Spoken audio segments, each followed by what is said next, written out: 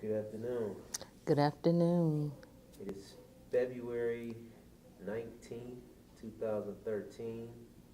We are here as part of the Case Western Reserve Social Justice Institute Oral Life Narrative Project,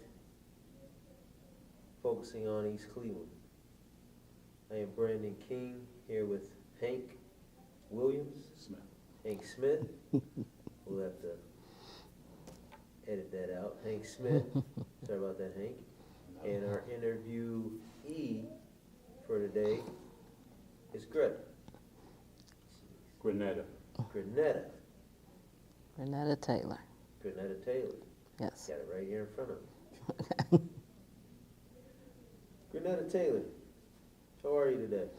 I'm good. For the record, can you give us your name and tell us a little bit about yourself? Well, my name is Grennetta Taylor. I'm a long-term East Cleveland, Cleveland Heights resident. And I'm here today to do an interview about life history and my history and my life here in East Cleveland. I am I work for Housing and Urban Development as a housing specialist. In addition to residing here in East Cleveland, I've resided in a few places in Cincinnati. I always say the big C's in Ohio: Cleveland, Columbus, and Cincinnati. Grennetta, we're going to go over a little of the biographical sketch just to make sure we have this. What is your date of birth? 12/29/58. Birthplace? Cleveland, Ohio. 10 Cleveland schools? East Cleveland schools. East Cleveland. Yes. Okay. Siblings? Two brothers. How about your parents? My dad, James Taylor, mother Juanita Taylor, deceased.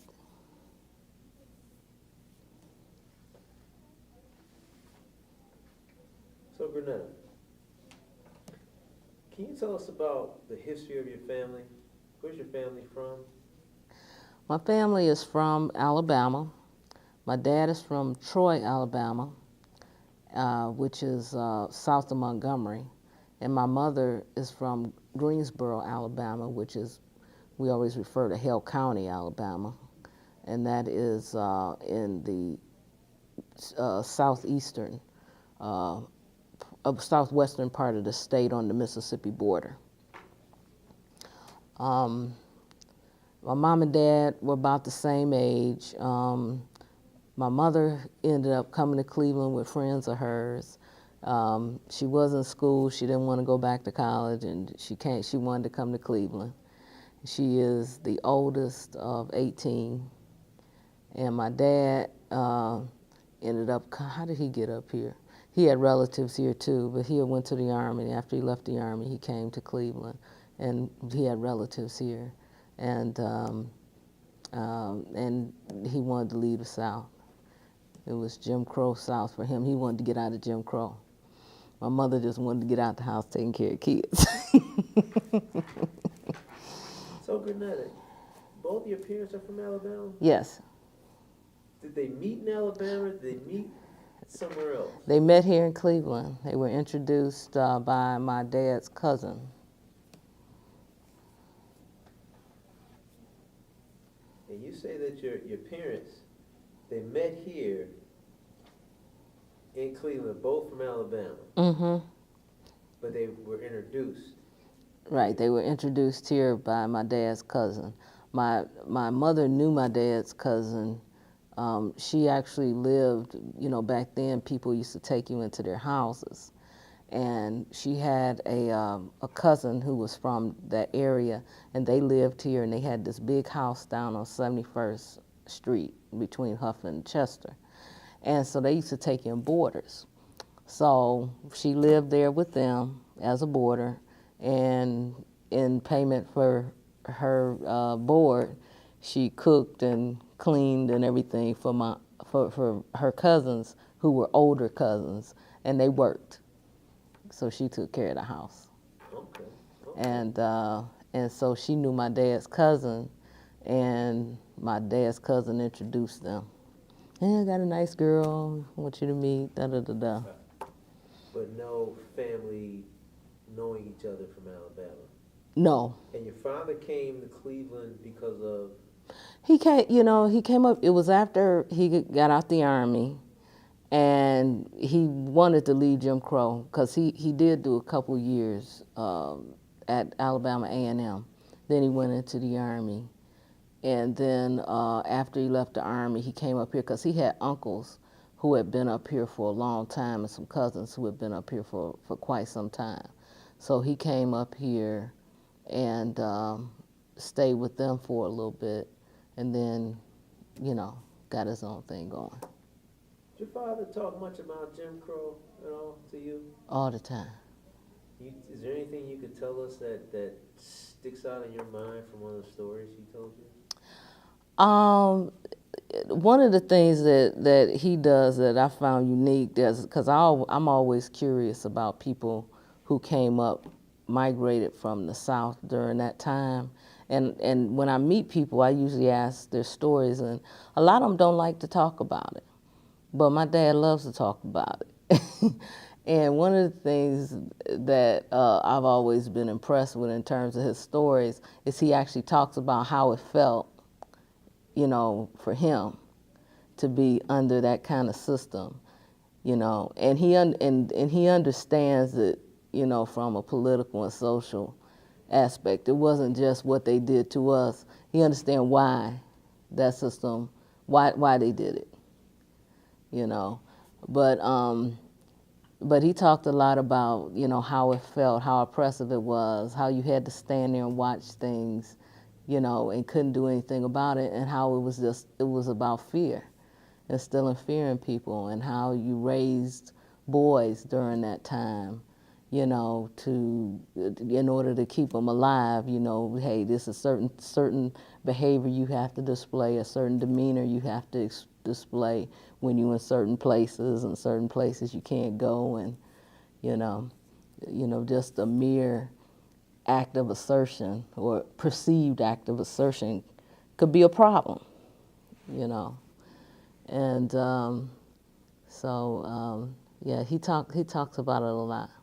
What year did he leave? I think he came up here in 50, I want to say 52, 54. How about your mom? My mom came up here, I'm not sure when she came up here, but it might have been like 54 or something like that. Because I think it was around 57, about a year before, 56, 57, yeah. So they were up here then. Okay. Mm-hmm. What type of work did your father do? He was a realtor. Well, he worked for B.F. Goodrich for a while, and he drove a cab for a while, and he ended up in real estate where and then he was also a bar owner, and real estate and a bar owner for about 20, 30 years. And your mom? And my mother was a housekeeper. She worked for a nursing home. Okay. Couple nursing homes. She in Cleveland, east side and west side. One on the east side, and I think one on the west side, and a couple on the east side. Okay. Mm-hmm. Now they met in Cleveland. Mm-hmm. Around 57. Mm-hmm. And you were born? 58. 58. So you were born in Cleveland? Mm-hmm. What year did you move to East Cleveland? Or did you move to East Cleveland? Yeah, we lived in Cleveland on the east side and Cleveland on the west side for a while. We left the west side and moved to East Cleveland in 65. What was life like in Cleveland? And where did you live in Cleveland? I don't remember anything about the east side of Cleveland, but on the west side of Cleveland, I stayed off of Bel Air. And it was nice. What I remembered about over there in the contrast when we moved over there, that the houses were newer over there. And it seemed a lot more open, not as many trees. We lived like sort of near the railroad tracks. And I remember the Kroger. There was a Kroger over there. But it was nice. What do you remember? I had a big dog. About the people. Next door, there were kids that lived next door to me that I remember playing with a lot, and I had a big dog named Joyce. That was about the most vivid thing I remember. About school? I didn't go to school over there. I was too young for school. Okay. Mm-hmm. So you moved into East Cleveland in '65. Mm-hmm. Part of East Cleveland? Carlion Road, on the Euclid end of Carlion Road. Okay. Okay. Now at this time, '65, 2 siblings. Mm-hmm. Were they born yet? Yeah. My youngest brother was probably about a year old when we moved here. And then my other brother, he was probably about 2. So yeah. You're the I'm the sister? oldest, yes. Okay. Yeah. Tell us about Carlion in 1965. Carlion Road, 1965. It was a good place. A lot of kids, a lot of good neighbors. But I always thought our side of the bridge was better than the other side of the bridge for some reason. I always thought we was a little more civilized on our side of the bridge. Because they like to break glass under the bridge, and it was always the kids on the other side of the bridge. I take it you were on the side from Euclid. Right. Down, okay. Right. Yeah. You know that's the civilized side of the bridge. How was Carlion different from the west side? It was different because a lot more black folks, and there were a lot more people. The street was larger because our street on the west side was a little smaller. So and less traffic. So we were between Euclid and Superior, so we had a lot more traffic. And my grandparents came to live with us. They came up from down south. My cousin was there, and also my aunt was there. Grandparents? My dad's parents came up to live with us for a while. Well, they lived in the house with us, but they came up from Alabama. What was that like? It was good. It was good. I really enjoyed them and everybody in the house. And eventually, they moved out and got their own place. My aunt moved, and my cousin, he was in college, so he would come home during the summer. And he eventually left and moved to Detroit.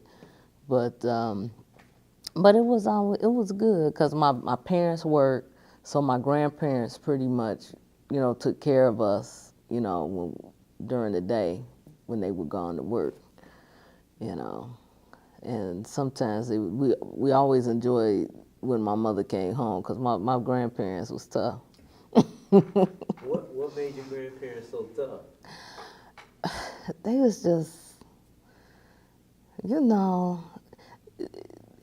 they weren't, my grandfather could be a fun guy, but sometimes it was tough when my grandmother was around because she was one of them really, she didn't have a sense of humor. I never thought that she had a sense of humor. It was difficult to have fun around her because she was always so serious. Serious or strict? She was strict and she was serious in a manner that she always thought and she was right that, you know, you should use your time to the best of your ability. So she always wanted to teach you how to sew. She was very crafty. So she wanted to teach you how to create things, always wanted you doing something with your hands or something. I played piano, so she always wanted me to practice piano. And, you know, it was like you just couldn't have a free moment. What were your grandparents' trades? My grandfather was a municipal worker. I think he worked for the sanitation department in Alabama, but he had retired by the time he came up here. And then my grandmother, she just did whatever. She was a hustler. Okay. But was there a particular reason for your grandparents to move up? Well, you know, I asked my grandfather that years later after my grandmother had passed, and I asked him, why did he come to Cleveland?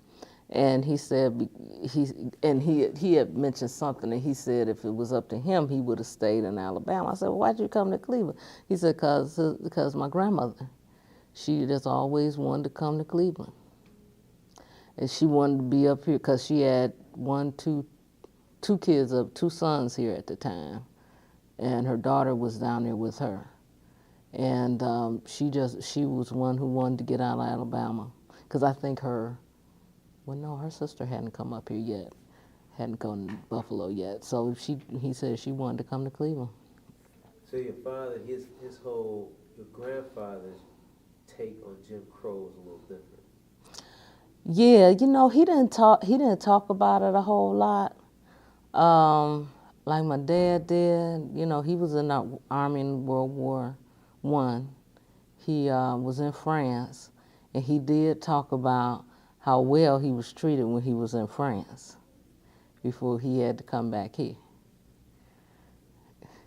But he really didn't get a narrative like my dad did. So your grandfather and your father were military guys. Mm-hmm. What branch? Army. Mm-hmm. Your father ever talk a lot about the military? Yeah, he talks about the military. He was, I guess, what did he do? He was in the tank brigade, the tank, whatever they call it. They handled the tanks. So he did talk about it. Matter of fact, I was rearranging some stuff at his house this summer, and I found a lot of old stuff from my grandfather's military days and his military days that I kind of set aside and put they're in a book. So like a military family, or like father, like son. Yep, and one of my brothers went to the military too. And he had two brothers that went to the military. Okay. Mm-hmm. Okay. So, family, you have your grandparents here, and they're strict, but they're raising you Mm-hmm. and your brothers. Mm-hmm. Right? And the difference, Cleveland and the West Side, more black people in East Cleveland? In East Cleveland, there were more black folks here, and more kids. And then, you know, we started school here because I wasn't in school over there. So I started school over at Superior School. But the main thing was it was just a lot more people, you know, in East Cleveland, you know, because on the West Side, you know, like our street was small, and I was young, so I didn't get out, you know, as much. I played with the kids next door with my dog Joyce, and that was about it. And then the houses were older on this side. They were bigger because we stayed in a small, you know, those new track houses that they had built, and they're small. I think they were like 2-bedroom houses, but they were new. It was newer over there, you know. But as far as kids go, Mm-hmm. you played with the kids. You probably couldn't ascertain any impartial treatment or any negative. No, not really. They were black kids that lived next door to me, and at that time I was too young to know. And I don't recall interacting with any of the white kids over there at all, because I was real young. So if I was playing with somebody, it was right next door. It was in my house. You know. East Cleveland and Superior Elementary. Yes. What was that like? That was great. Yeah. A lot of the friendships I have to this day are from people that I met at Superior Elementary School. Walker School. Mhm. Yeah.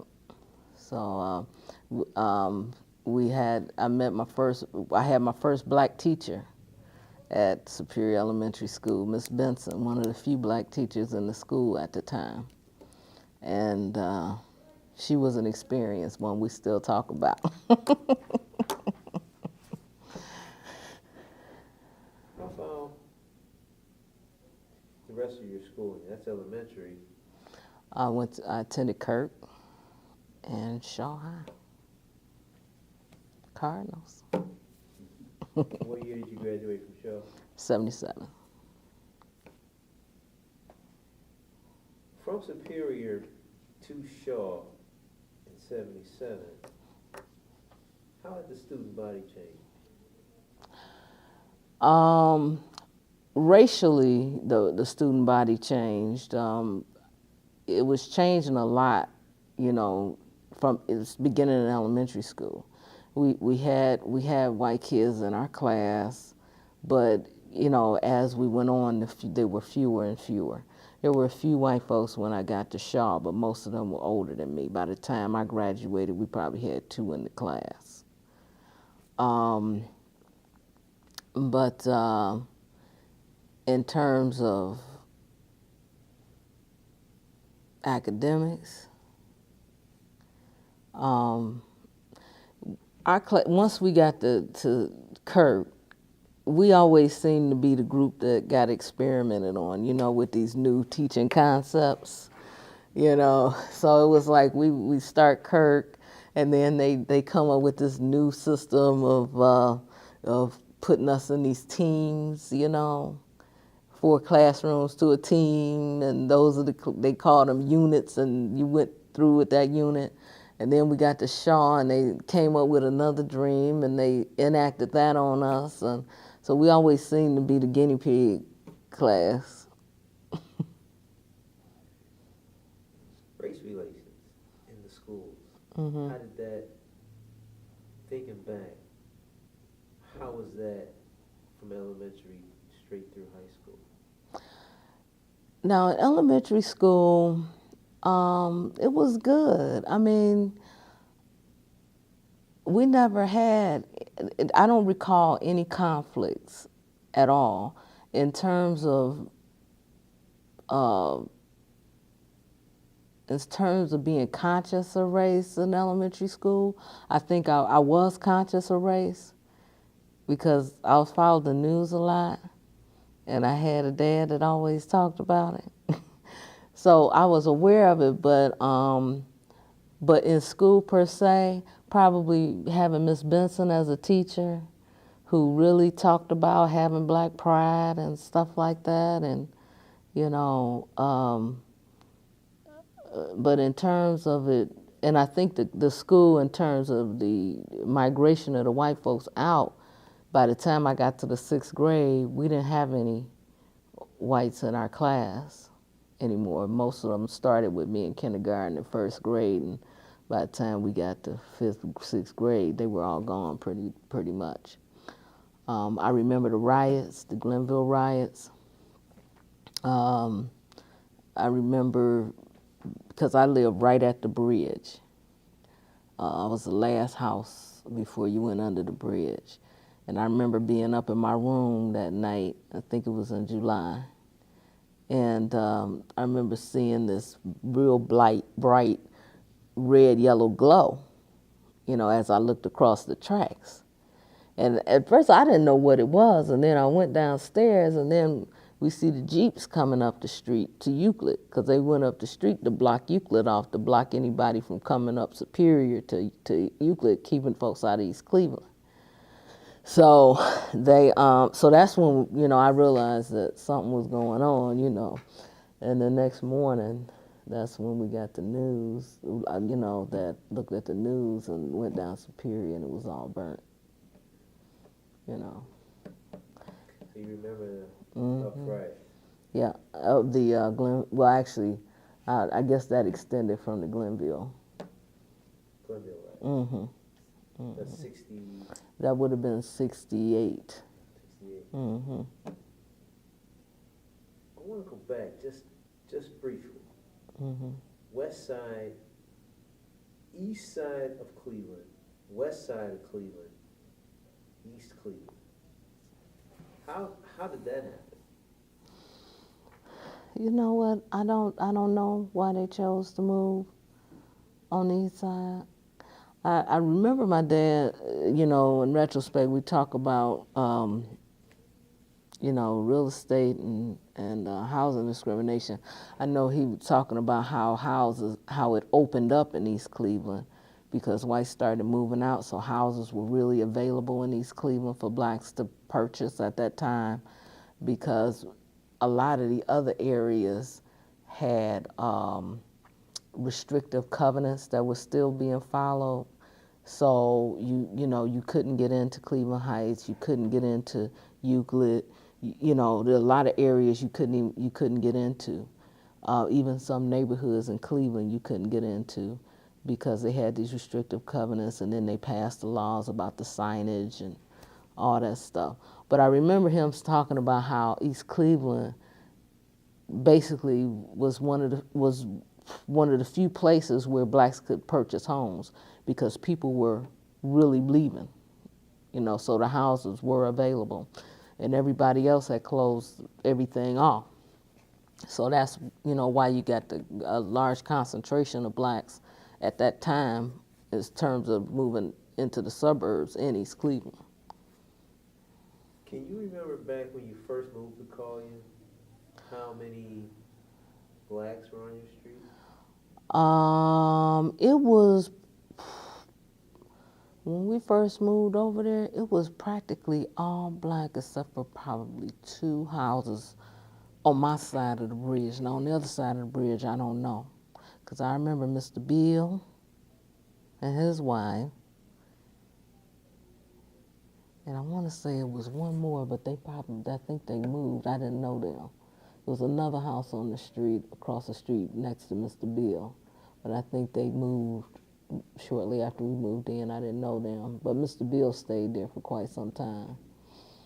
Because So I think 65 was primarily black at that time. yeah, especially on that side close to Superior.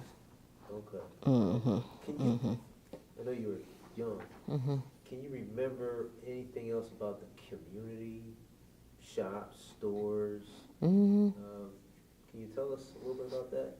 Very, Community like? very vibrant business community on Superior, from Lakeview all the way up to Euclid. Euclid, you had small mom and pop stores on Euclid from Avondale. You didn't have much from Superior to Lakeview. It was a couple, like two mom and pop stores on our side of the street, and then across the street they opened that Red Barn over there. It was like the first restaurant other than the McDonald's. That McDonald's was the only fast food restaurant. Then they opened that Red Barn there at Wadena, and the guy owned that gas station. There used to be a Standard Oil across the street, but he never sold gas there. He opened it up as a little store where we used to go get our penny candy, right? And nickel Hershey bars. Yeah. That's good because the next question is, can you think back to your earliest memories of East Cleveland and tell me what life was like then? Is there anything else you think of? It was a pleasant life. I mean, we had, there were lots of kids, a lot of families, a lot of large families that lived in East Cleveland. Um, you know, you could walk to and from the store. The shopping center was very vibrant. You know, we used to go up there all the time. They had the 10-cent store, they had the drugstore up there, they had the grocery store up there, and the jitneys up there, because that's how my mother used to get her groceries. We'd go up there and get the bride back home with the jitney. And it was just, I went to the dentist there. Superior Savings was over there. That's where we opened our bank accounts at when we was little. We opened them up with $2, and every time we got a piece of change, we'd go put it in the bank. What shopping center? Superior, the Superior Euclid Shopping Center. The Forest Hill Shopping Center? Yeah, Forest Hill Shopping Center. Okay. And you would walk there? Yeah, we would walk up there all the time and get groceries, and yeah, and shop up there. And I go up there. That's where I used to do my Christmas shopping, up there at the shopping center. We didn't go to Severance or anything like that. We went up to the Superior, up to the Forest Hill Shopping Center. What did you do for recreation? Recreation, we had Forest Hill Park. We did a lot of stuff at Forest Hill Park, a lot of stuff at the school, because we had a playground at the school then. And but a lot of stuff at Forest Hill. We used to know every inch of that park. Family or just as kids? Both. You know, we would get a gang of kids together and head up to the park. We might go up there in the morning. We pack us some sandwiches, and we might go up there in the morning, and we'd stay up there like all day,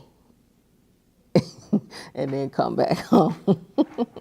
and never any problem with that? Never a problem, never a care. I mean, with anything happening to kids, or and your parents weren't like? No, they weren't. As long as you was back before nightfall, before the street lights came on, you was okay. You know, but for the most part, it wasn't nothing to let your kids go to the park or go up to the school playground or go to the store, or, you know. It was friendly like that. It was friendly like that.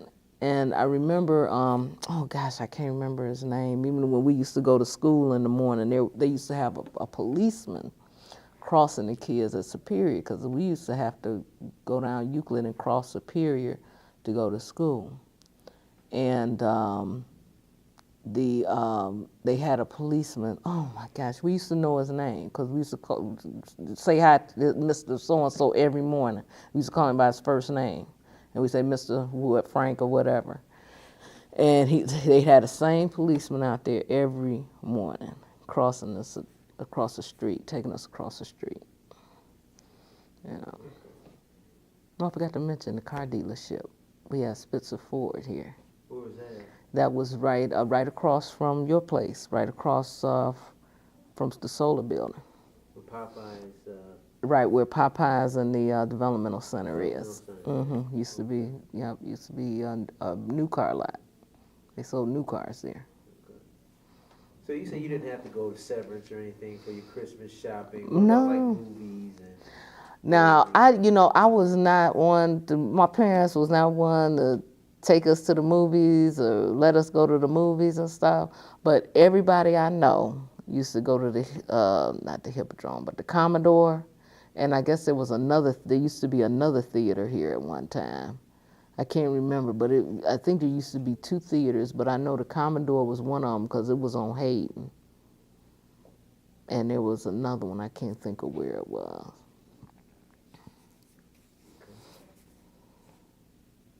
What would be some of your fondest memories of East Cleveland? Probably the people. I mean, East Cleveland was tight.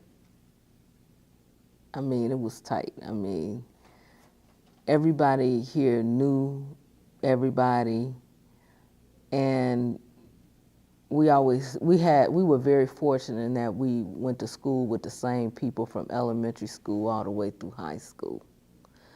So a lot of those people I mean, they're as close to me as brothers and sisters, and that's how we all are like that, sort of. But mainly the people, even through the changes, even to this day, we all still get together. We all, around that whole Shaw moniker, that whole East Cleveland thing, we still get together around that. Neighbors. Mm-hmm. What ways has the city changed over time? Other than its physical appearance, which mainly is due to business leaving, the tax base, people moving, taking their wealth elsewhere, moving to other areas. You have a more transient population, which I think is true of most places now. People, and I think that's just a historical trend. The longevity of residency is not there because the jobs, people move jobs, and then it's just a fast-paced society, you know. People don't put down roots anymore like they used to for a lot of reasons, I think. Drugs became a lot more prevalent. Very debilitating drugs. I think the type of drugs make a difference too.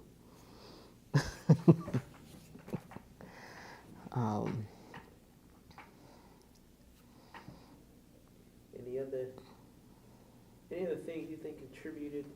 I mean, those were good. And any other things you think contributed to the change in East Cleveland?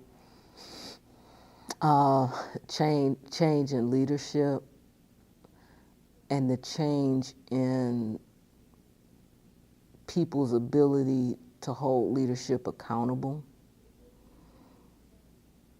I think that also had a lot to do with it. I think at one time you had to meet some level of qualification to run for office. And now it's like, hey, as long as I can tell a good story and, win them over with my personality, I got a good shot of getting elected, no matter what I know. And I think that's prevalent not only in East Cleveland, but a lot of places. But it makes a big difference when the majority of your governance is like that. And then I think people get busy with other things.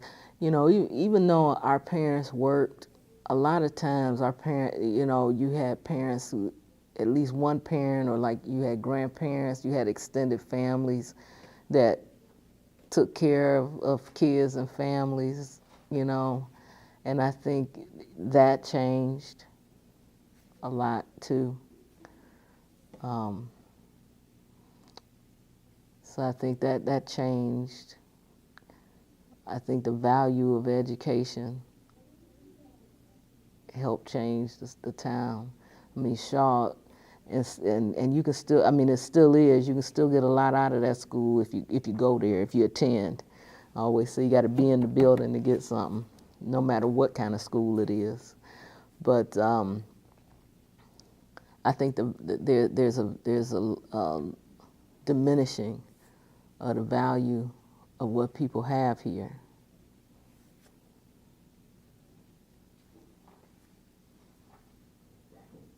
And I didn't mean to overlook this question on your bio sketch.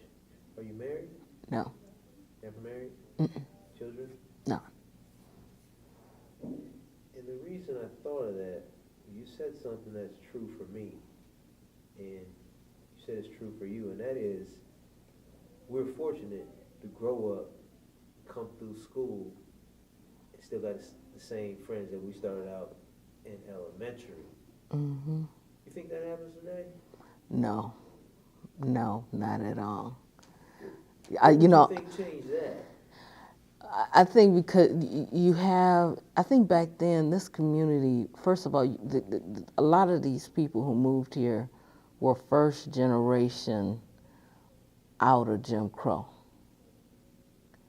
You know, a lot of the, so it was like people really had, were enthusiastic about the future. And they wanted, and they knew that, first of all, they knew education was the great equalizer. So they knew that at a, you know, it was just expected. You're gonna go to school, you're gonna get an education, you know, whether you go to college or not, because back then you didn't have to go to college to make a decent buck, but you had to finish high school, you know. And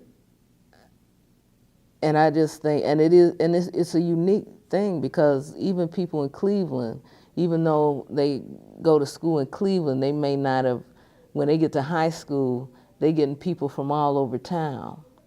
So they don't really have that cohesiveness like we do. And I think because this was like a single community, I guess I can't really explain it. That's just my guess.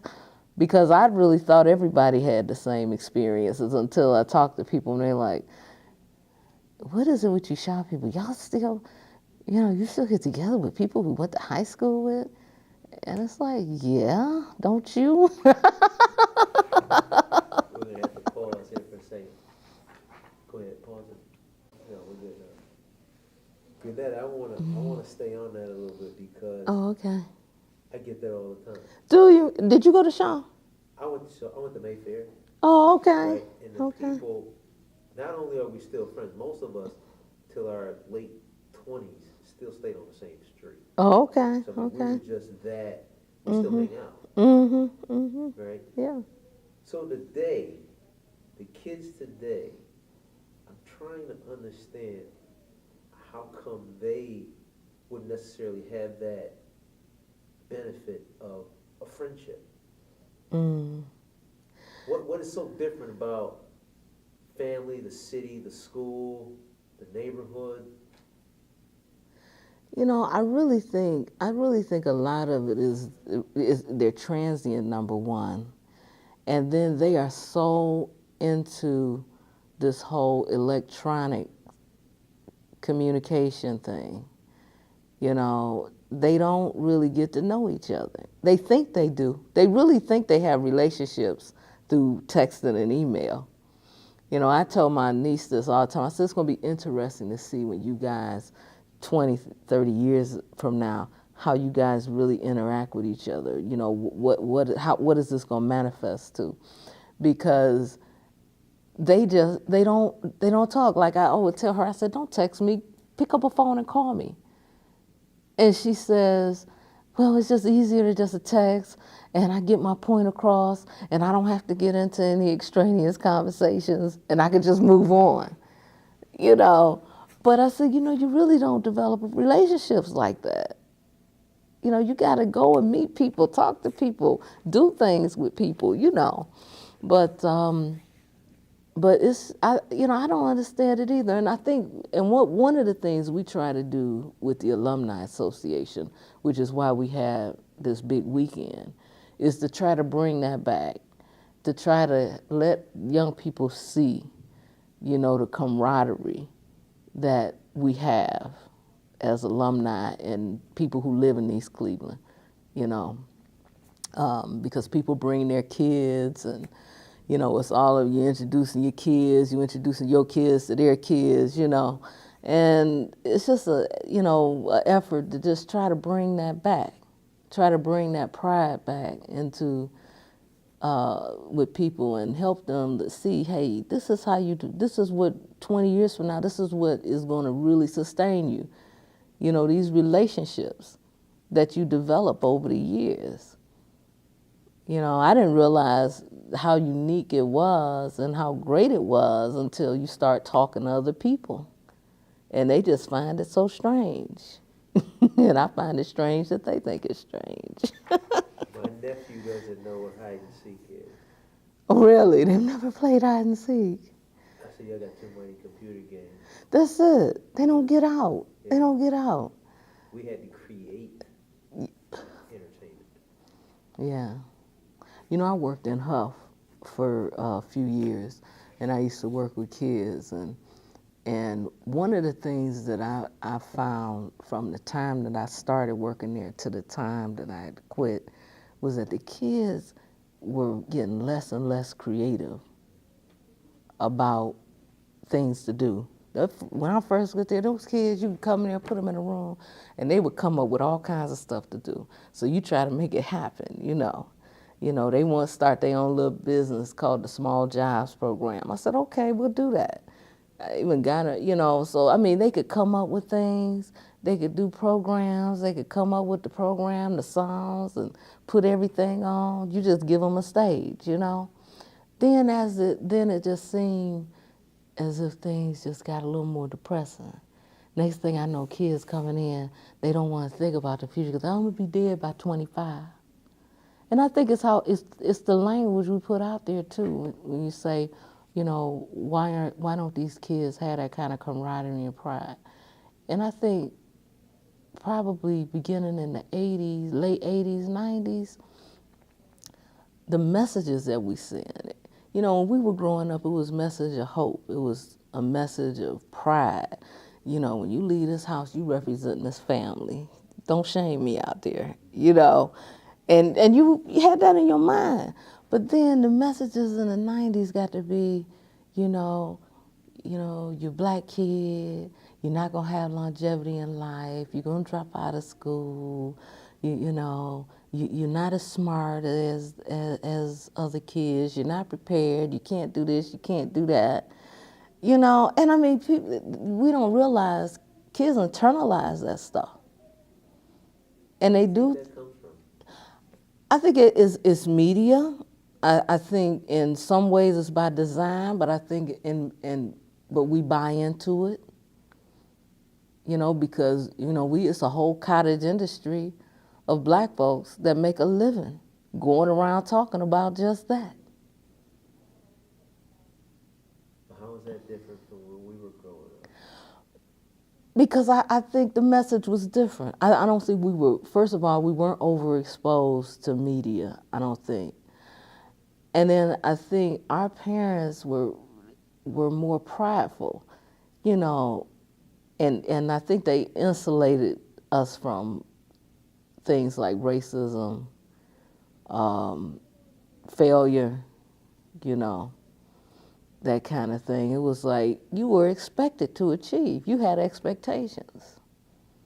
And I think what we taught kids was, yeah, you should strive for this, but the likelihood is that you won't get there. I think that's the message that we send. Which is I just always say I would never take a kid of mine to some of these programs where they sit there and they talk about that all day. And they think they're imparting some knowledge, but they really bashing a kid's spirit.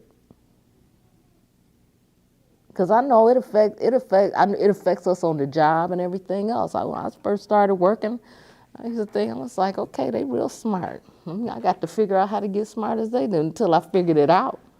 That I was just as smart. They was just perpetrating and had me fooled. We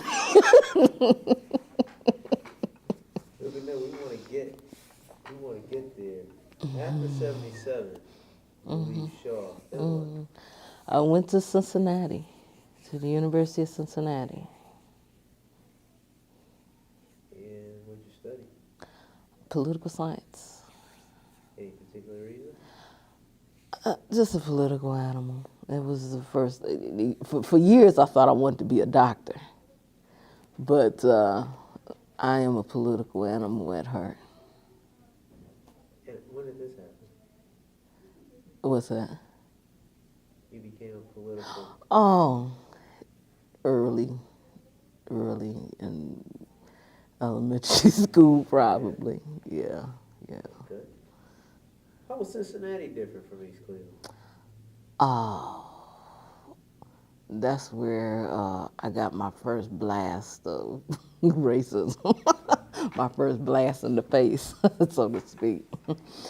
When I went to Cincinnati, that was the first year that Cincinnati became a state school. Before then, they were a private school. That was 77.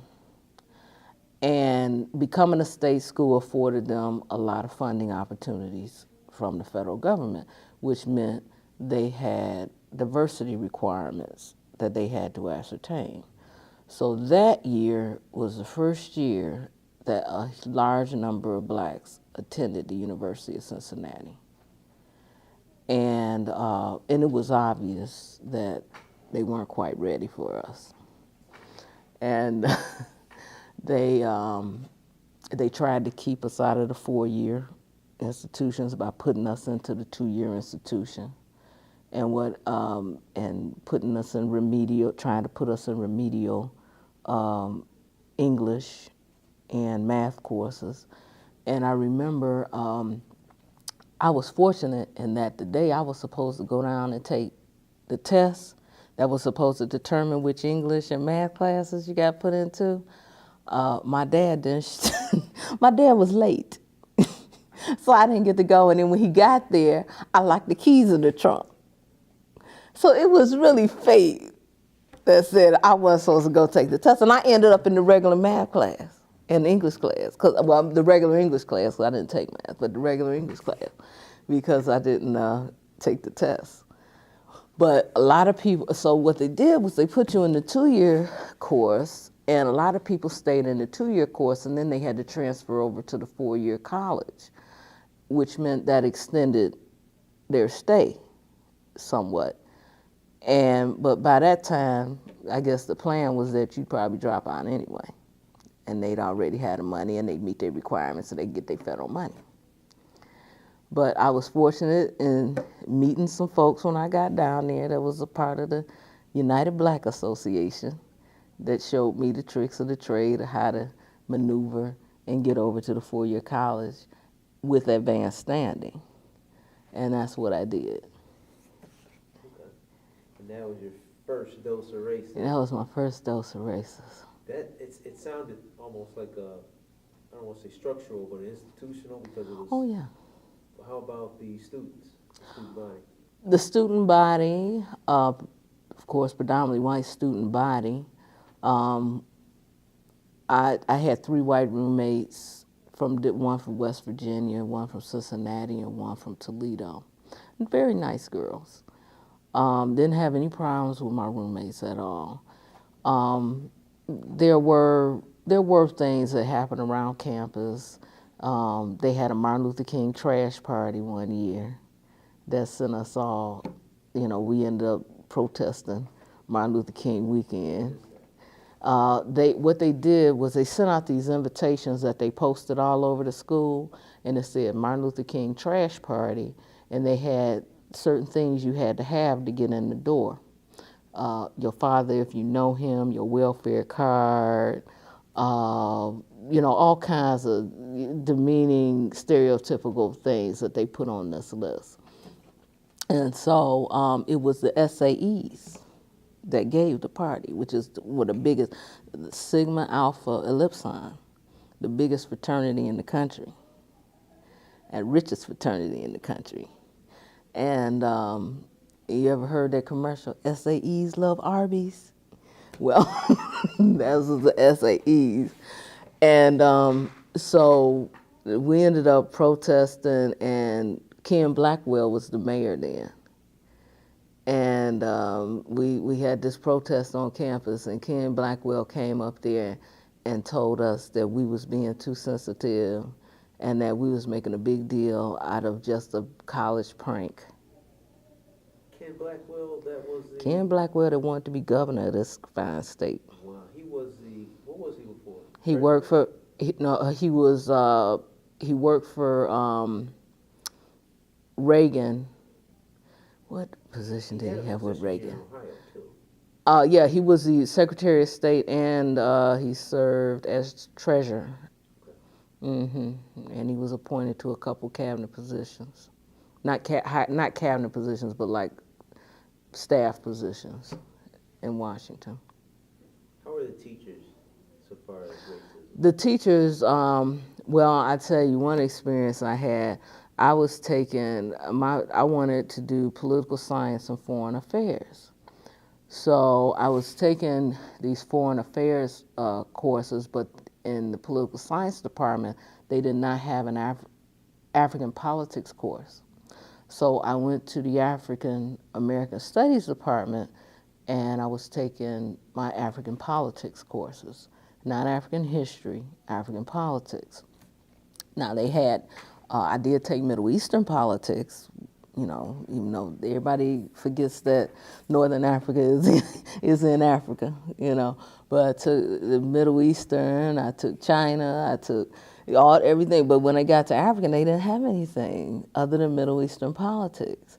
So I had petitioned the political science department to let me use the African politics course as credit towards my political science degree because they had no courses.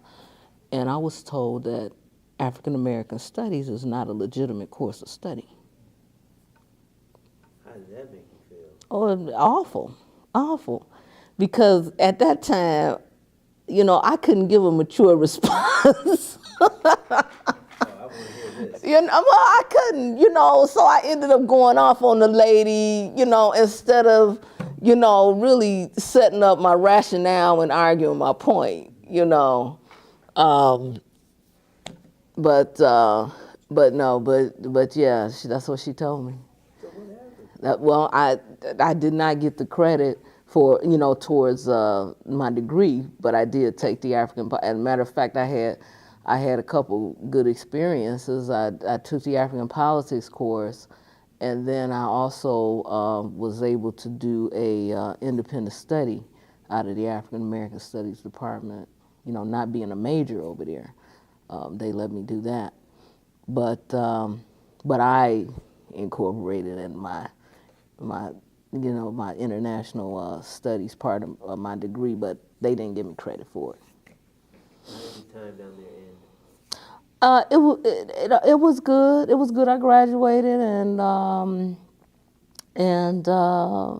stayed down there for a while. The job it was it was the Reagan recession, so it was tough. Down there it was real tough in terms of finding a job. I worked a few little jobs here and there, and then I decided, hey, I'm sick of Cincinnati. I got to come back home. So you came back to? Came back to Cleveland, and oh no, I actually came back to Cleveland Heights because we were living in Cleveland Heights at the time I graduated high school. But I lived in Cleveland Heights, but I lived in the East Cleveland School District. So I was living there when I graduated high school. So I came back to my parents' house in Cleveland Heights. Mm-hmm. Came back to East Cleveland, Cleveland Heights. Mm-hmm. And work-wise? That's when I started working on Huff, and I worked down there for a while. Okay. At where? It was the Bell Center, a part of the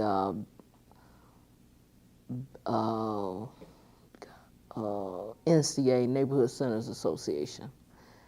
At that time, I think they had about 10 agencies that they sponsored. And what did you do there? I was a community organizer and youth coordinator. In what community? Huff. We were on Huff. I worked all the way down to 55th. 55th, Ansel to 55th. How was that experience? It was good. It was good. It was my first job. I didn't know if I would like it. A friend of mine she was working for one of the other centers, and she recommended me to the guy over there who was the head coordinator. And I went over there, and it was good. I enjoyed working with the kids. I enjoyed working out in the community. At that time, it was one of I learned a lot about politics working over there. Fannie Lewis was the council person over there at the time, and she was trying to make things happen, and it was a good experience. I did work over at Martin Luther King High School, at Wilson Junior High, which was like night and day, but it was good.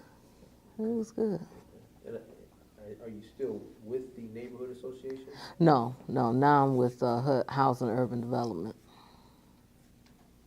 Okay. And what do you do for HUD? I'm a housing specialist, so to speak. How long you been doing that?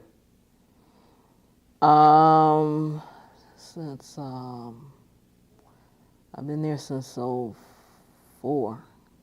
but I started as an auditor, and I did that for about 6 years. And then I went into multifamily housing, and now I'm in public housing. Okay. And you're a housing specialist. Mm-hmm.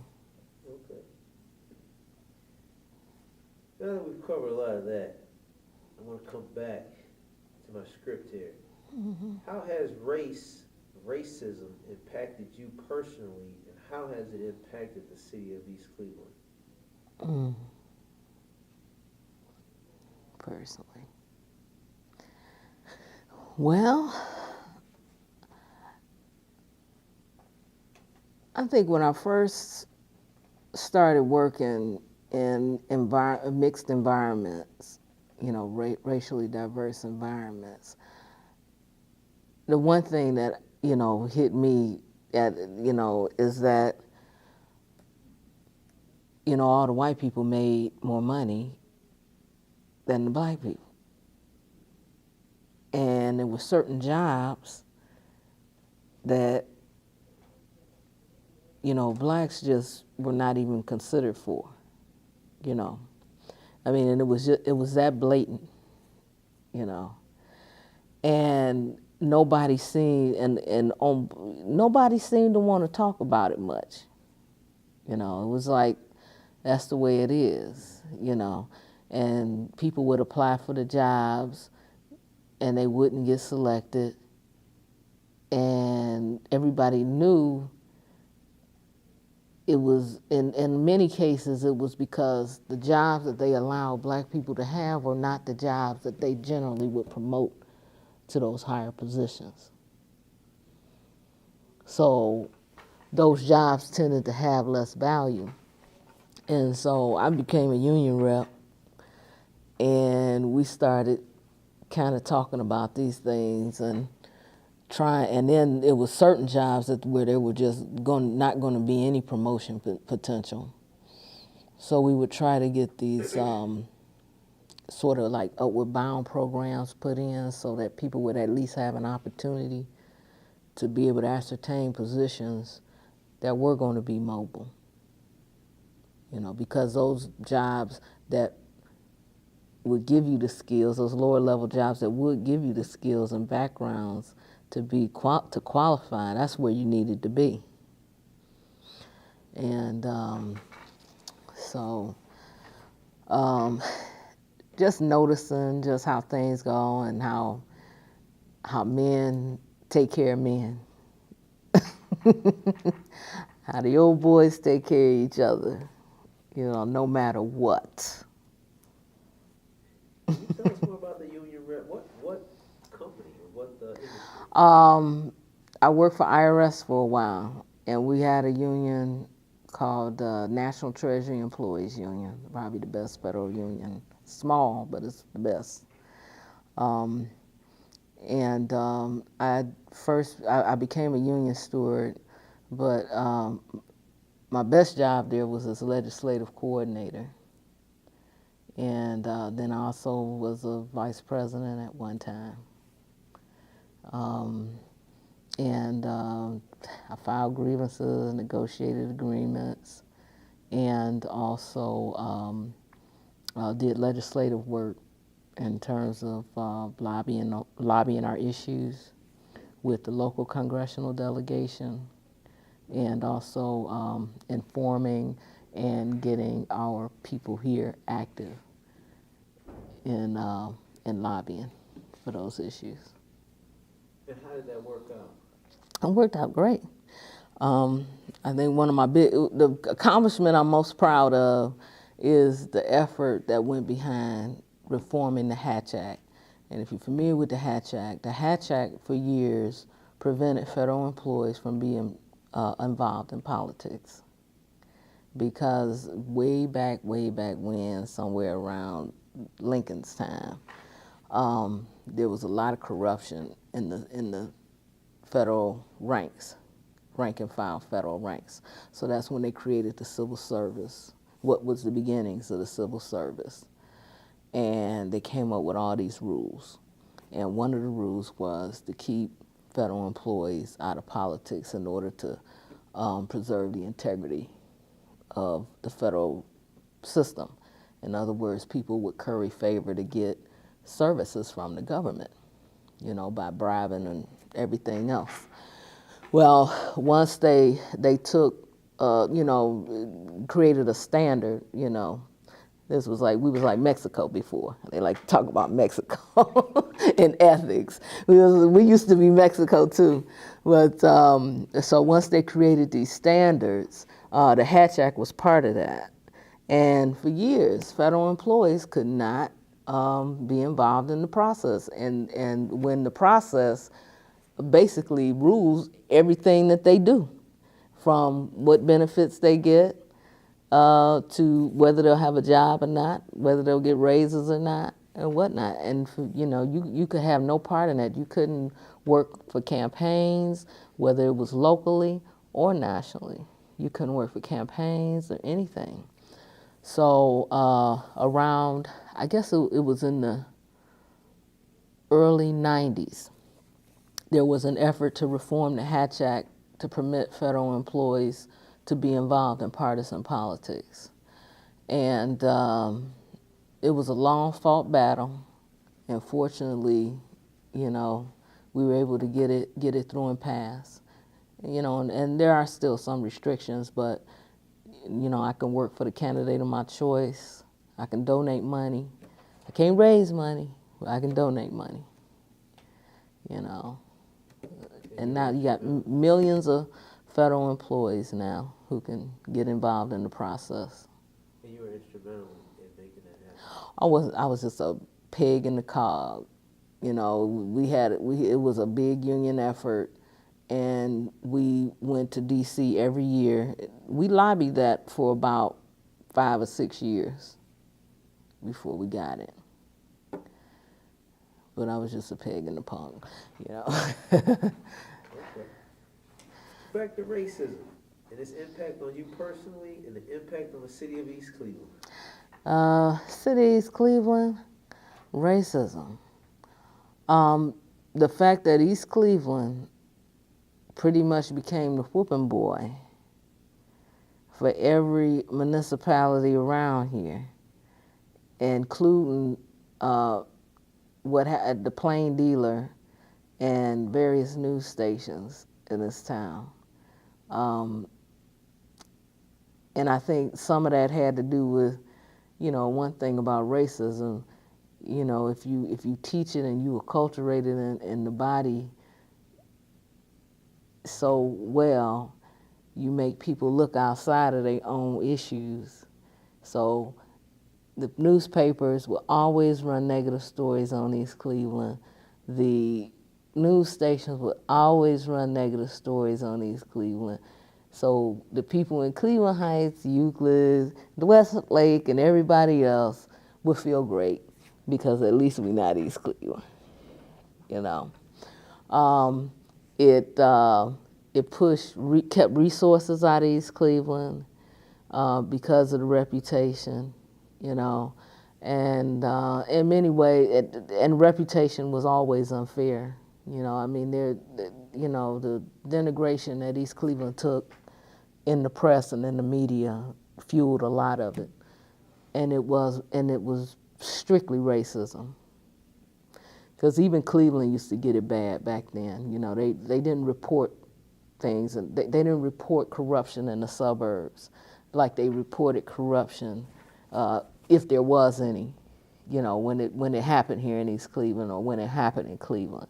It was always a big deal. They didn't talk about funky contract moves in the suburbs like they did scrutinize Cleveland and East Cleveland, you know. So, and I think a lot of that was race-based. You know, it was easy to do. And that's when I stopped supporting the plain dealers, biggest sponsors. I always like to give myself credit for putting them out of business. Higbee's and May Company. but no, but they did a great disservice to this community. And the only thing I will ever give Brewer credit for is that when he became mayor, he kind of stopped a lot of that because he was willing to push back on the media to some degree. And some of the negative some of the negative story, a lot of those negative stories stopped. And even the plain dealers started writing, you know, some more positive or more objective stories about East Cleveland even during that time. And it's gotten better since then, because I think, but yeah, racism affected this town. And then around this town, I mean, you were surrounded by Euclid and Cleveland and Cleveland Heights. And like last summer, when they had the problems in Cleveland Heights at their festival, and they blamed East Cleveland. They don't know where those kids came from, but they said it was East Cleveland kids. You know, they just throwed it on East Cleveland, and then they went so overboard they canceled. It was the year before they canceled their festivals this year.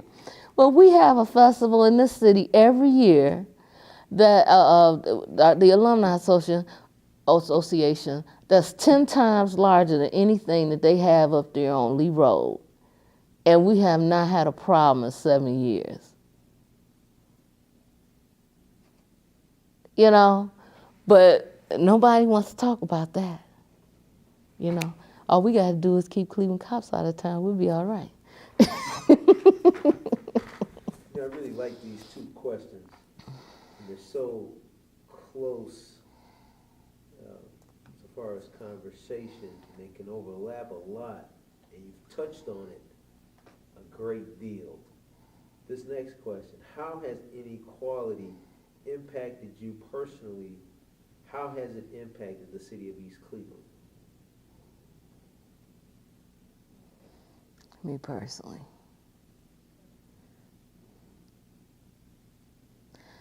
Well, I mean, there are probably many subtle ways that I don't understand how it's impacted me, but in terms of just, you know, when I left here and went to school, you know, you get the sense of people think you're second rate, you know, the whole thing about affirmative action. Oh, you hear on affirmative action, that whole thing. And, you know, I had a Spanish teacher at Shaw one time who used to tell us, she said, you know, people will tell you that you aren't good enough, you're not good as. She said, but I put my students up against Solon, Shaker Heights. She told us that one time. And I didn't really think about that until I got to school and I saw how people treated me, you know, or when you say something that they think is smart, something they think you're not supposed to know, you know, they give you this look, or they'll say, how you know that? You know, I read the same book you read, you know? You know, but just that kind of stuff. I mean, it's on the job, you know, it's on the job all the time. You touched on it, I think, in two ways. You said that Cincinnati didn't have the classes you needed, did that impact your graduation at all? No, it didn't impact my graduation. It just impacted what I wanted to do. I could have accelerated. Had I gotten those classes, I could have been out of there earlier. That is true. Yeah, I could have been out of there. Would have cost me less money. Yeah. How about when you were a union rep and you said that you were dealing with a lot of jobs where they wouldn't even put minorities in that track to move up. How do you think that impacted you personally and other people at that company at the time? I think that did impact. I think race played some part of it, but I don't think I gave it all over to race because I was a union rep. So I kind of figured that might have played more into it. But I was in one of those jobs that they didn't consider worthy enough, to move to one of those other jobs, And what happened eventually after I left, a lot of they started hiring a lot of blacks in those agent positions and stuff in numbers that wasn't dreamed of. So the only thing I could think of is somebody filed a lawsuit. Which is usually how it happens, That's usually how it happens. And but eventually it did happen, but it was long after I had left, Anywhere else along the line you think inequality may have presented different challenges for you, maybe a stumbling block or?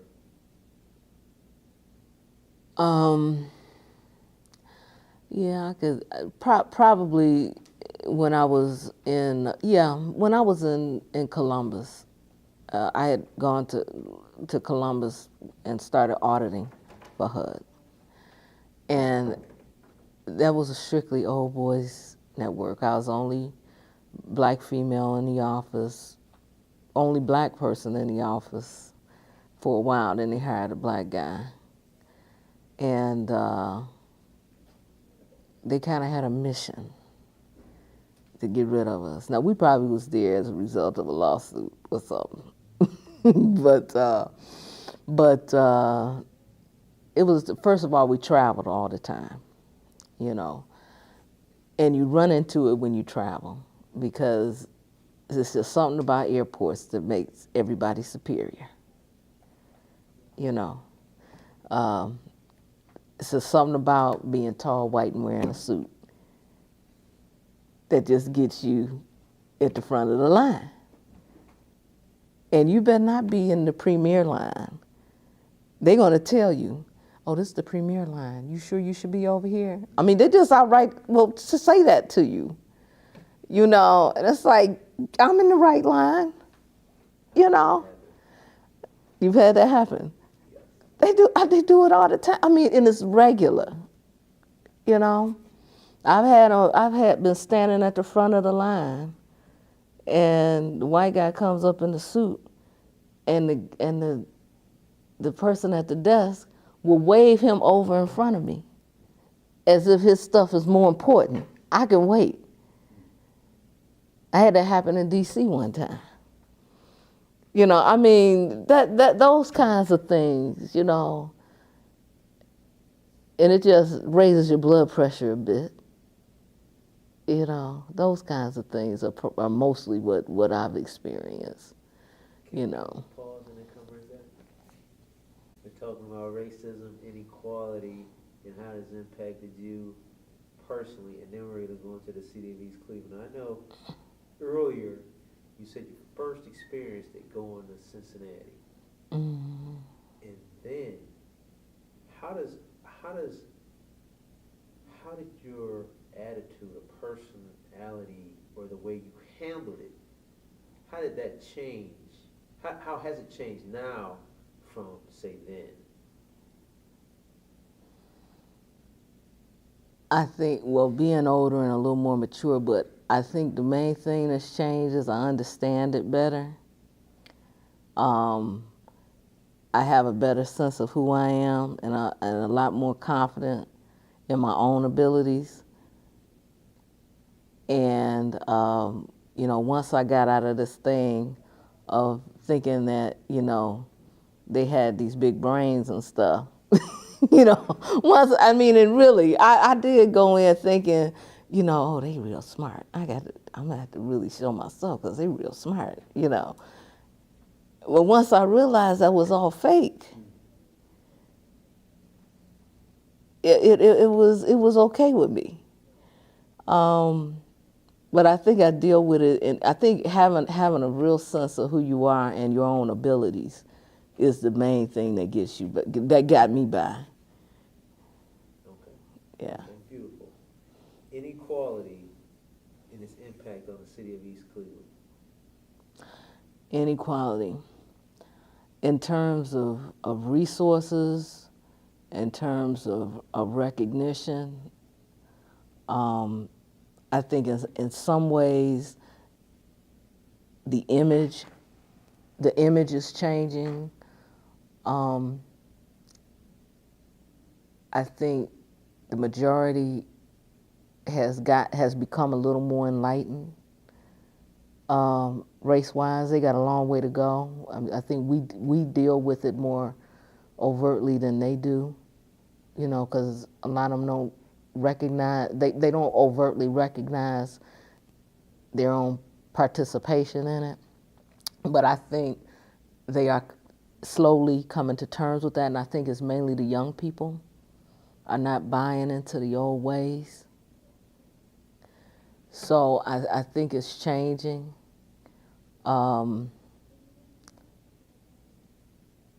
Because I think that old guard did such damage to East Cleveland, you know, image-wise, you know, through their power to be able to portray you in the media and stuff like that, that you had people who thought this place was absolutely nothing, that was unworthy of anything. And now you got people trying to knock down the door, trying to get in here. You know, but I think this city, I mean, this when I say city, because I always refer to all of this as Cleveland, no matter if you anywhere in Cuyahoga County, you in Cleveland, you know. But this city is real unique in terms of its segregation and its racism, and the battle that we've had to wage to get Carl Stokes elected, to deal with all these kind of race things. One thing about Cincinnati is people used to say you was from Cleveland. Boy, people would back up. You got a lot of respect, especially from black folks, because they always saw us as fighters. As we had the first black mayor, and I didn't realize the first black mayor, the first black baseball manager. First, one of the first black players. I mean, after Jackie Robinson was here in Cleveland. So I mean, and we had people in political office. We had council people. We had voices, you know, real fiery voices. We had Harlell Jones. We had Ahmed Evans. We had people that fought back, you know, and people know that about the city. So you go down there and you say you're from Cleveland, they be like backing up. Ooh, y'all gangster up there. Be like, what you talking about? You know, but this is the image that they have, because they didn't have that down there. You know, they had a couple tokens and that was it. You know, but that's somebody's ghost and come in the room. Welcome.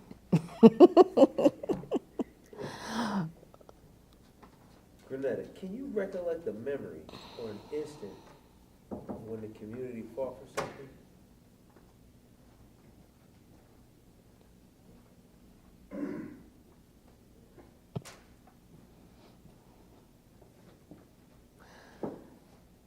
East Cleveland? You know what? I can't. The most vivid thing that comes to my mind is when just before I started Kirk, they used to wear uniforms. And the students protested because they didn't want to wear those middies anymore. They used to wear the skirts and the midi blouses, and they didn't want to wear the middies anymore, and they protested that. Then the kids tried to protest at Shaw, because I was in about the 7th grade then. They wanted to smoke in the lounge.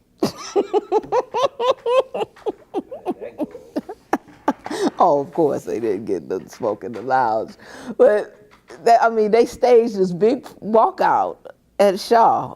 It was like, it had to be like 1970 or something like that. And but I remember that, because people on the street, their brothers and sisters was in it. I was like, I can't believe they trying to smoke at school. But in terms of community issues, I'm gonna be honest, I can't think of any. I know when I was out of town, when they went to the mayoral form of government, I do remember that. I remember grabbing a plain dealer and checking that out, because I was following that in the plain dealer when I was out of town. And because that was after the judge got arrested and convicted, and a couple other, I think a few of the commissioners had gotten indicted, and then there was a community move to change the form of government. They thought it would be a little more representative to have wards and council people representing specific wards. So you remember the uniform and the smoking, but you didn't participate? No, I didn't. I wasn't trying to smoke at school. I was in the 7th grade. I think I was going to the 7th grade then. Anything else happened in the community? You remember the community stood up for it? Not that it didn't happen, but I just cannot recall. I remember they used to pass school levies here every other year. And I remember when we were in school, every fall, they would make signs, and they would have us march down the street in a parade, march down Euclid in the parade to get these school levies passed. That's why we had such high taxes in East Cleveland. I don't think East Cleveland has ever turned down a school levy. How about the hospital or the post office? Oh, I'm sorry. Most people mention those. You know what? I was thinking back in the past. I should have been thinking more recent. This is true. The hospital, yes, great effort. Okay. How have surrounding institutions and cities impacted East Cleveland?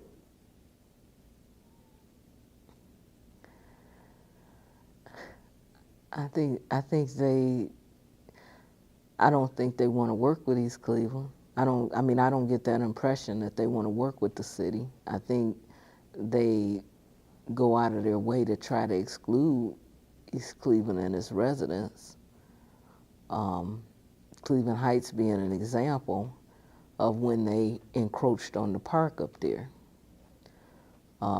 Despite concerns from East Cleveland and its residents when they built the center,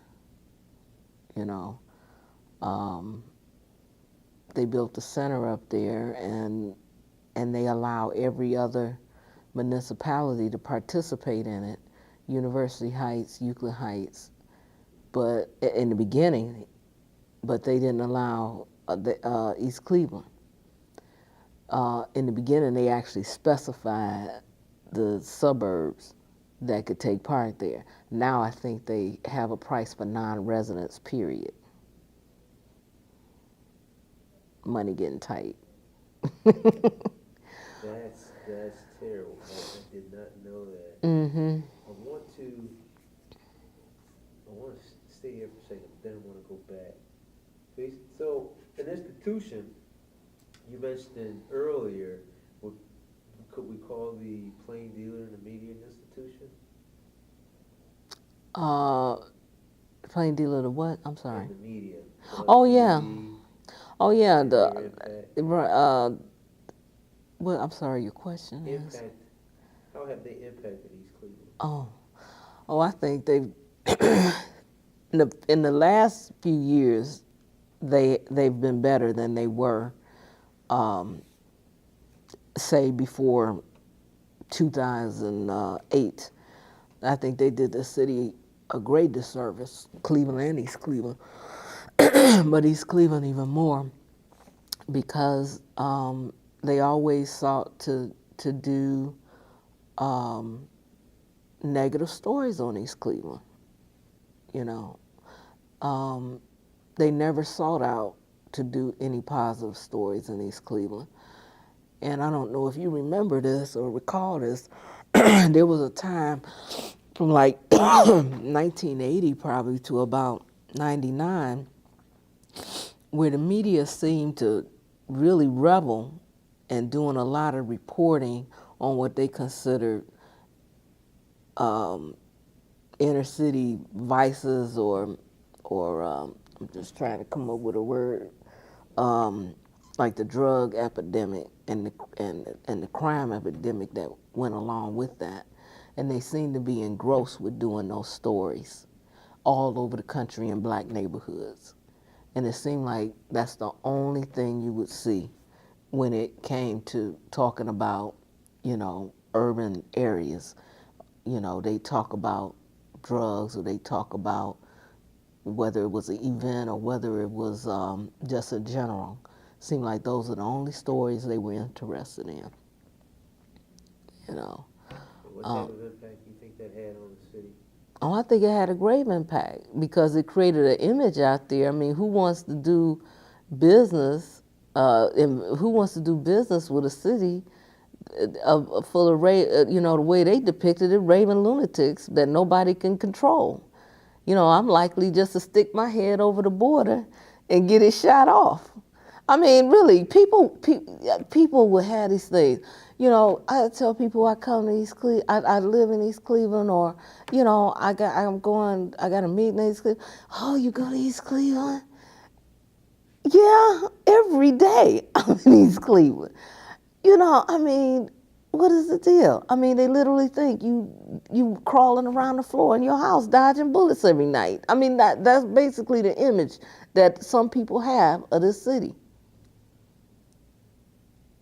And I've been here, 30, 40 years, and up until last year, my dad's house gets broken into. Been here all this time, never had a problem, But a lot of that got to do with the recent issues of black. You asked me, how has racism impacted East Cleveland?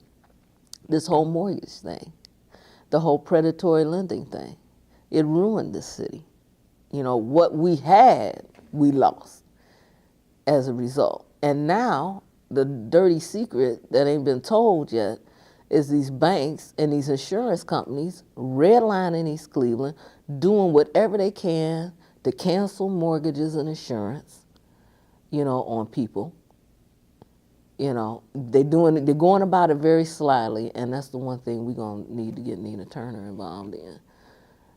Because these insurance companies now are going around doing these inspections that they've never done before, telling people you got to fix this, fix that, or we canceling you, and you're dealing with poor folks, and they want you to do capital improvements on these houses, and then they're not insuring them. And if you can't get insurance, who's gonna move in a place where you can't insure a house, where you can't insure the property? It makes it virtually worthless. Good point. Good point. I wanted to backtrack 1 second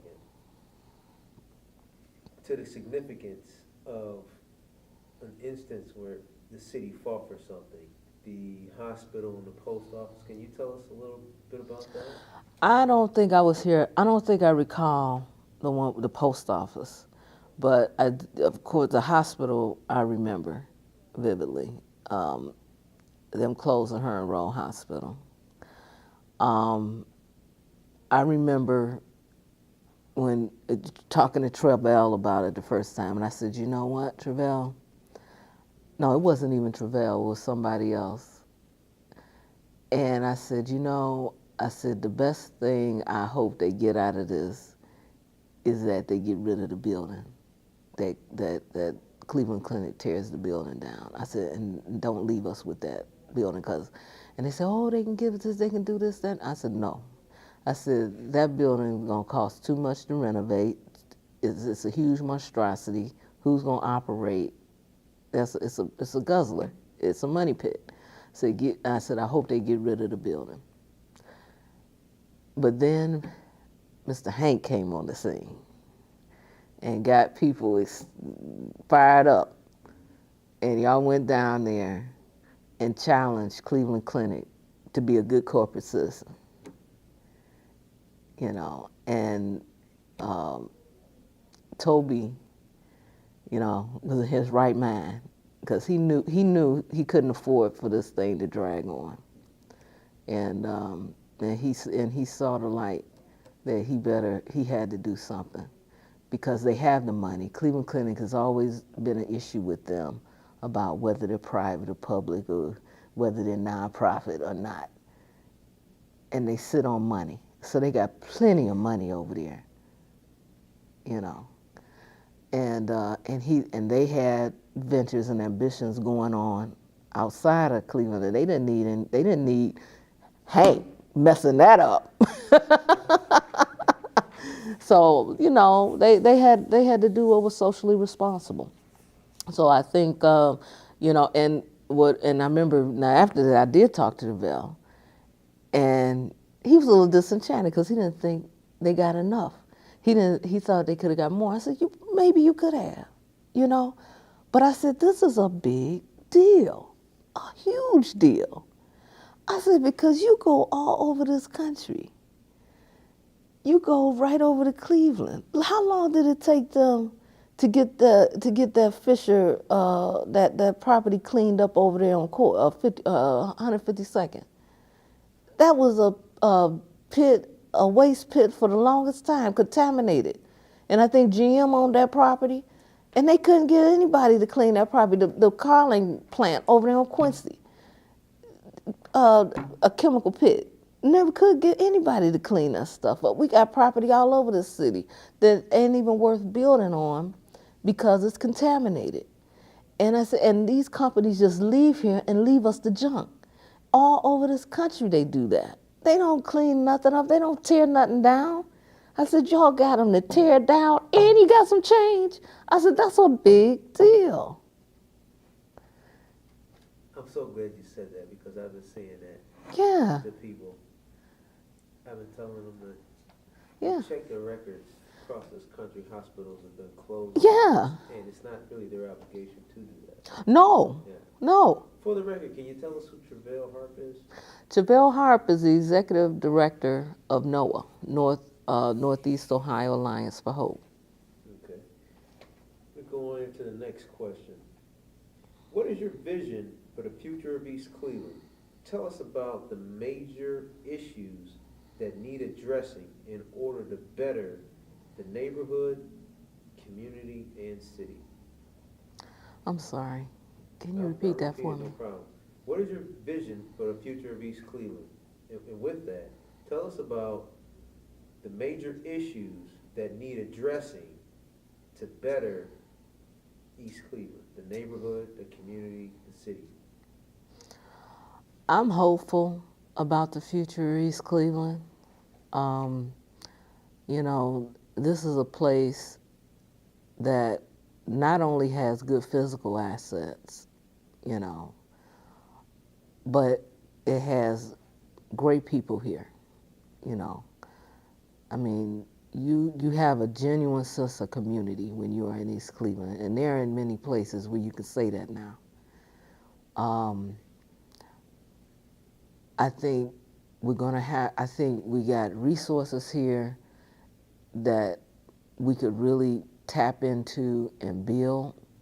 We got transportation, we have location, we got new school buildings, educational centers, and we got elementary schools that are second to none in this town. We got really good elementary schools. We got a high school that has great students that are doing wonderful things.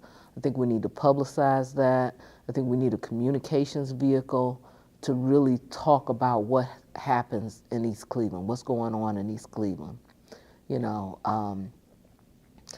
we need to be able to communicate that in some kind of way.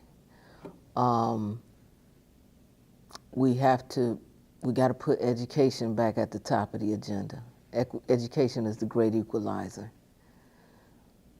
And one thing I'd like to see that I've seen in other cities is a renaissance of people moving back to this city who may not necessarily, who may have grown, descended from folks who grew up here.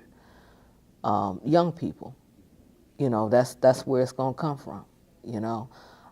There's a little city in Columbus, a little neighborhood in Columbus that's very similar to East Cleveland, and similar plight and everything. And one of the things that happened is that young people started coming back in, building those houses up, and I mean, just it's a beautiful neighborhood, but there's still a mix there. And I won't go into the whole story because there was some contention there with the folks coming in and the people who are already still there. But the point is that these young people coming in have transformed this neighborhood, you know. And I think that's where the transformation is going to come from. It's going to come from young people who are going to see this and value it, not people who've been entrenched in this whole Cleveland thing of, you know, this side of town is better than that side of town. Because I think you got a lot, you know, right now, that's what a lot of people are entrenched in, you know. But I think it's going to take new blood, people to see it from a new prism.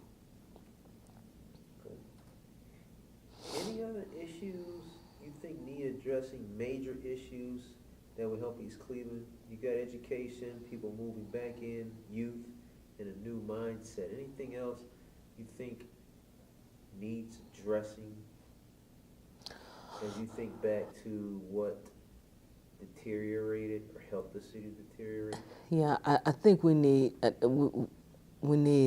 change in government and governance. I should say a change in governance. You know, I think we need to look at the leadership and have higher expectations of our leaders.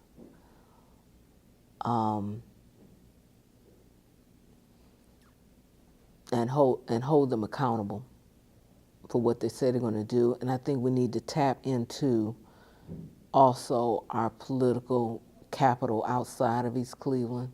I think you're going to increase in political participation will do that, because politicians go where the votes are. That's just the natural order of things. And I think as we increase participation in East Cleveland, we got to reach out to congressmen and senators and state representatives, because I think they can help us. I think they would be willing to hook up resources. But we got to have our house in order to do that. We got to get some good governance. Okay. Beautiful, beautiful. That's the last question here. What would you be prepared to do to participate in making East Cleveland better? Well, I'll be willing to help probably in any way that I could, with time and, you know, whatever resources I could afford, by helping organize people, helping educate folks, doing some workshops, improving the political awareness of folks in the community. I know you mentioned NOAA earlier. Mm-hmm. Are you active in NOAA? Yes, Tell us a little bit about NOAA and what you do with NOAA. I'm a board member with NOAA. Um, I have been for, I don't even remember, I think about 4 years. And I currently participate in helping organize, do educational forums, participate in workshops. I've moderated a couple of candidates forums, this budget workshop that we recently did. Just doing things around organizing, preparing written materials. And NOAA's primary goal or purpose? Our goal and purpose is empowerment. It's the empowerment of people, so that they can have a say in their destiny. They can participate and have a say in the betterment of their communities. Okay. Are you active in any other organizations or? Yes, I'm also a founding member of the Shaw High School Alumni Association. And I don't know if you're aware, we do the big alumni weekend. Oh, I'd like to thank you for that. You are quite welcome. I think I missed maybe 1-2 years. Oh, okay. Don't miss this year. Always a great time. Yeah, it is. It really is. And we also do youth summits. We did two. We've done 2 youth summits. We do scholarships every year. The weekend is a part of our scholarship and fundraiser. So we'll be doing the weekend and youth summit this year. I'm surprised to see how many people had rainproof tents. Yes. Do you believe that? I couldn't believe it. I was thinking, well, let me go down later because no one's going to be there. Everybody said that. Draining. Everybody said that. So by the time I got there, there was nowhere to park. And I look over and I'm like, where did all these tents come from? Do you believe it? I'm talking about black people campers. I didn't know we was campers like that. Do you believe it? It was beautiful. It was incredible. It's incredible. Every year is more incredible than the last. More incredible. You know what? One of the best things, one of my last years there, I got to fight with this guy. Really? And he was one of the at the Shaw School guys that you saw. Made eye contact, made a beeline, gave each other some grip, gave each other some love, sat there and chopped it up for about 5 minutes. Laughing about all that. Yeah. That is the beautiful thing about That it. is. So I gotta commend the Alumni Association on that event, on that weekend. Hey, it's our pleasure. It is. And at this time, I'd like to defer to Hank, see if he has any questions, any follow-up questions for you. Well, it looks like you answered just about all the questions that I would write them down, and then they would come back, and you would answer them. Okay. But I did want to know, are your brothers still in this area? Yes, they are. Yeah, one lives in Cleveland and the other is in Warrensville Heights. Okay. Mm-hmm. And by the way, my youngest brother, his daughters graduated from Shaw. Oh, great. Yeah. You spoke on the Forest Hills Shopping Center when you were coming up. Was there any black-owned businesses in that shopping area? The only one I remember was your dad's. Mm-hmm. King Shoes Restaurant. Uh-huh. Yeah, that's the only one I recall at the time. Yeah. And one other question. You spoke about the other municipalities in the area and how you didn't think they were supportive of East Cleveland. Mm-hmm. Why do you think they're not supportive of this city? Well, just by some of the things that, I hear some of the residents say, and then some of the responses to things that happen there, they routinely, want to blame East Cleveland, especially when they have something involving youth. They want to blame East Cleveland when it's really them overreacting to something, they have a, they had this whole discussion about, whether they were going to do this festival last year, and they decided not to do it. And a lot of it was just overreaction. People, they don't want to take a chance. Their business, they think their business areas are so fragile that if they have incidents, people won't patronize the businesses, And so whatever they can do, that's why they don't do the Coventry Street Fair anymore, And they blame it on these. And they blame it on East Cleveland, I said that was the last question, but I did have one more concern.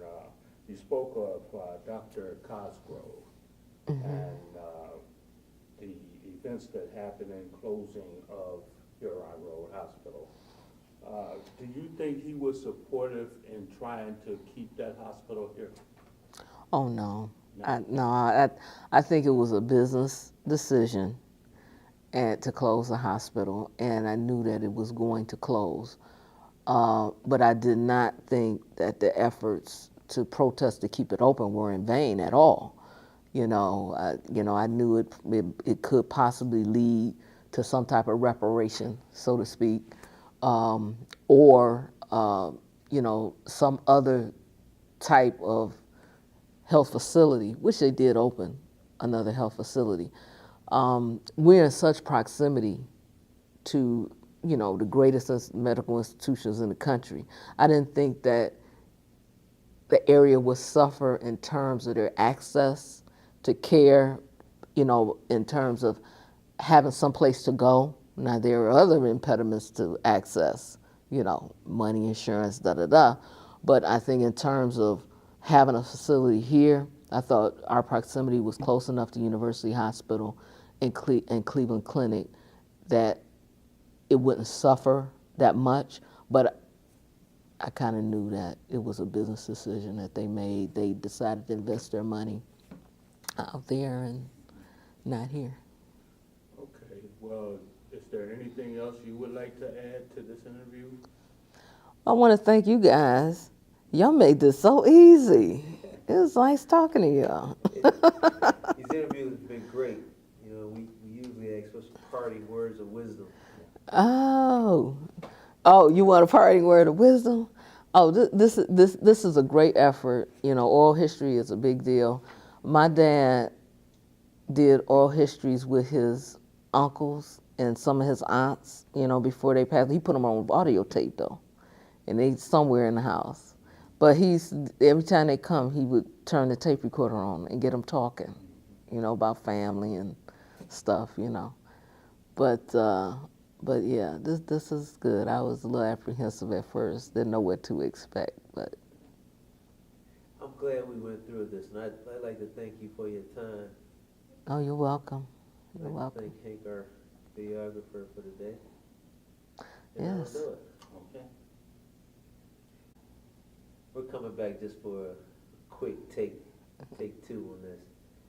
And I wanted to briefly ask you about your political fight or your union fight or your fight to make things right. You got some of that from your father, because I know he was instrumental in some of the real estate laws, I believe it was, come through the country. Can you tell us a little bit about that? Yeah, my dad is very steeped in politics, political history and history period. So growing up, I heard a lot of that, stories. Because he talks a lot, as you know. So we heard a lot of that, and I did get a lot of my awareness and desire to be involved in politics from him, and his stories, and also his history. He was a realtor who kind of broke the color barrier in Cleveland Heights or some of the other suburbs. He moved some of the first black families in neighborhoods, all over the east side here, and had to file lawsuits to get some of those houses closed. He always attended a lot of the fair housing workshops that they used to have in Cleveland. And they did a lot of work. One thing I will say about Cleveland Heights, they did a lot of work in terms of trying to prevent white flight from Cleveland Heights. So they did do a lot of community outreach. They did, you know, a lot of meeting with realtors and the training sessions on, you know, redlining and stuff like that. So they had a lot of discussions around the issue, and and they really worked hard at maintaining a diverse community, unlike some of the other areas here in Cleveland. But yeah, my dad was he is a political animal, all the way from talking about Jim Crow and what it was like when he went back down south when George Wallace was on the ballot to be governor, and he would talk to people about, you know, the election, and he would run into black people that would say, well, we hope George Wallace win. And we said, why would you? He said, well, he would ask them, why would you want George Wallace to win? You know, that guy is a stone racist, you know? And they would say, because if we get some moderate in there, like the guy who was running against him, he said, things just gonna go even keel like this. But George Wallace gonna take it all the way to the right. So it's gonna get good and ugly, and things will change. So, I mean, just hearing stories like that, you know, and just kind of understanding strategy, you know, because he knows politics. That's the one thing he does know. He knows politics, and sometimes we disagree on things, and, you know, sometimes and occasionally I'm right a few times, but not too often, but. You and I got that same problem. Ironically, our fathers sold real estate together. So that's one of the first things he told me when I came over to the interview. Oh, okay. So, Yeah. okay, we'd like to thank you again. Thank you.